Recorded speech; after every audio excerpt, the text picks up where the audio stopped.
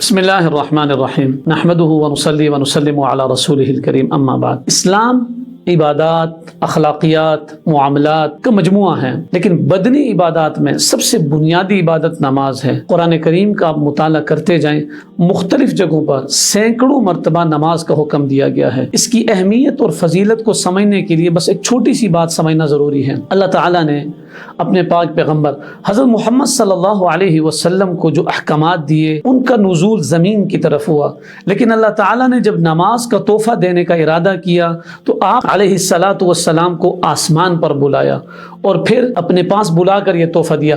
علماء نے لکھا ہے چونکہ نماز بلندی پر جا کے ملی ہے، اسی لیے جو انسان نماز کا اہتمام کرے گا اللہ تعالیٰ اسے بھی بلندی دیں گے، عروج دیں گے، ترقی دیں گے۔ حضرت ابو ہریرہ فرماتے ہیں کہ نبی اکرم صلی اللہ علیہ وسلم نے فرمایا اول ما يحاسب به العبد يوم القیامة الصلاة، سب سے پہلے قیامت کے دن جس چیز کے بارے میں پوچھا جائے گا وہ نماز ہے۔ فَإِن صَلُحَتْ صَلُحَ سَائِرُ عَمَلِ، اگر نماز درست ہوئی تو سارے اعمال درست نکلیں گے۔ وَإِن فَسَدَتْ فَسَدَ سَائِرُ عَمَلِ، اور اگر نماز میں کمی ہوئی تو سارے اعمال کے اندر انسان پھنستا چلا جائے گا۔ اسی وجہ سے دیگر احادیث کے اندر یہ بات واضح طور پر آتی ہے، الفرق ما بین الکفر والاسلام الصلاۃ، کفر اور اسلام کے درمیان جو امتیازی نشان اور ایک لکیر ہے وہ نماز ہے۔ بعض علماء نے لکھا ہے کہ کفر اور اسلام کے فرق کو مٹانے والی چیز وہ نماز ہے، اس لیے اس کا پورا اہتمام کرنا چاہیے اور خاص طور پر مسجد میں جا کر با جماعت نماز ادا کرنی چاہیے۔ اللہ تعالی ہمیں اپنی نمازیں صحیح طریقے سے